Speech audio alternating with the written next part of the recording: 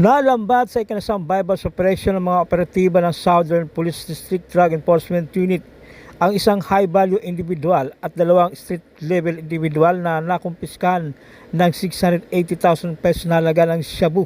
Kinilala ni Police Major Silvio Tomas Jr., hepe ng DDEU, ang mga nadakip na suspect na sina alias Kaz, 20 anyos, alias Sahid, 31 anyos, parehong construction worker at residente ng barangay New Lower Bikutan, at alias Nick, 36 anyos, na isang habal driver, residente ng barangay Fort Bonifacio, Taguig City.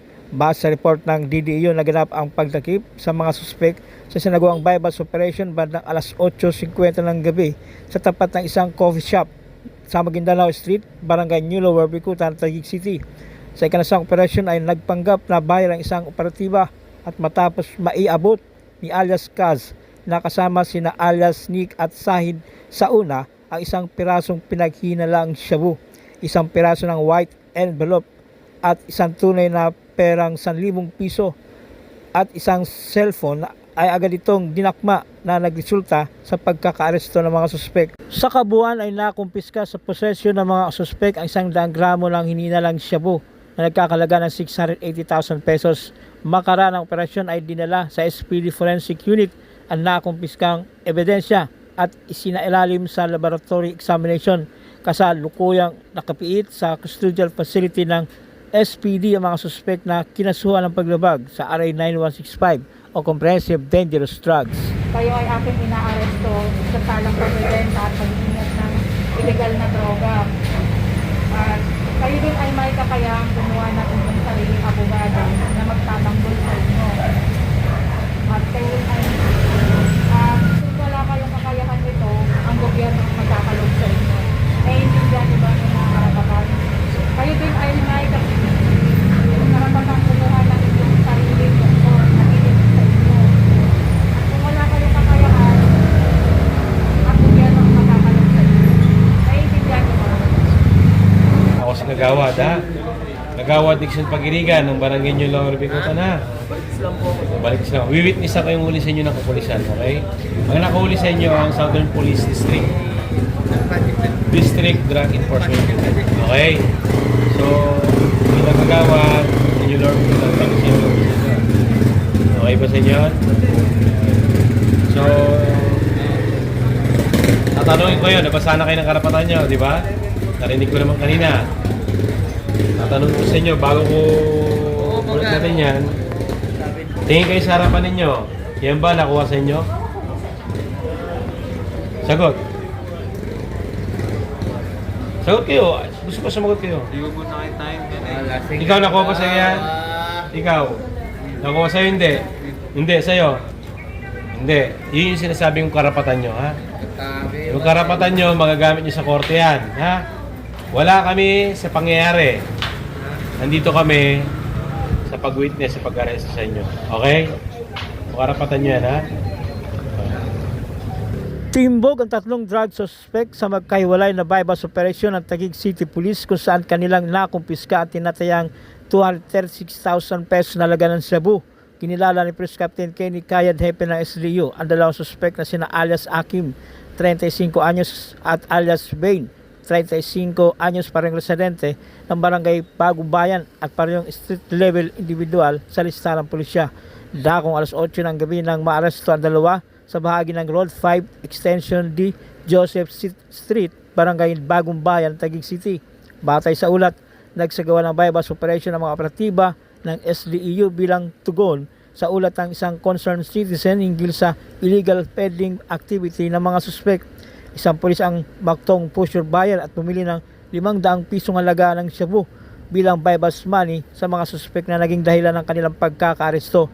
Nakuha mula sa kanilang 4 na piraso ng transparent plastic sachet ng pinaghinalaang shabu na tumimbang ng 18.6 grams at nagkakalaga ito ng 126,480 pesos, isang coin purse at ang bypass money.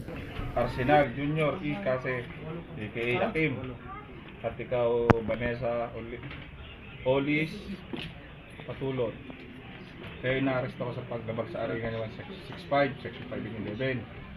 Kaya may karapatang manahimik, magsawa ng kibo.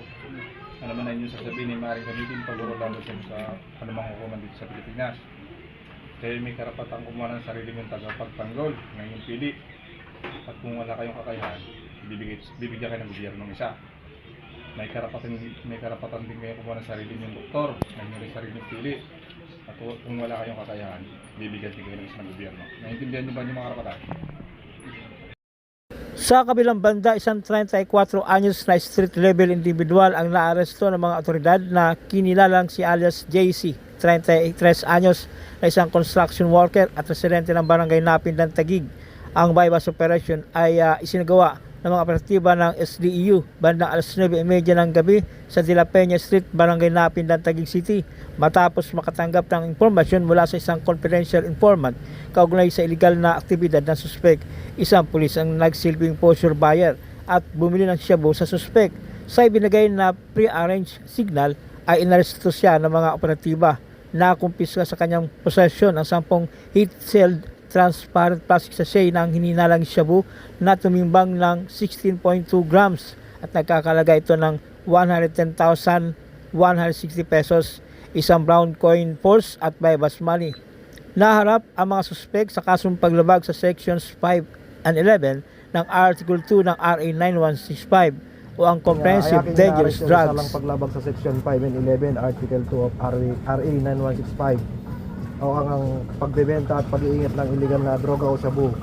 Ikaw ay may karapatang manahimik at magsawalang kibo. Ano mga inyong sasabihin ay maaaring gamitin pabor o laban sa iyo sa anumang hukuman.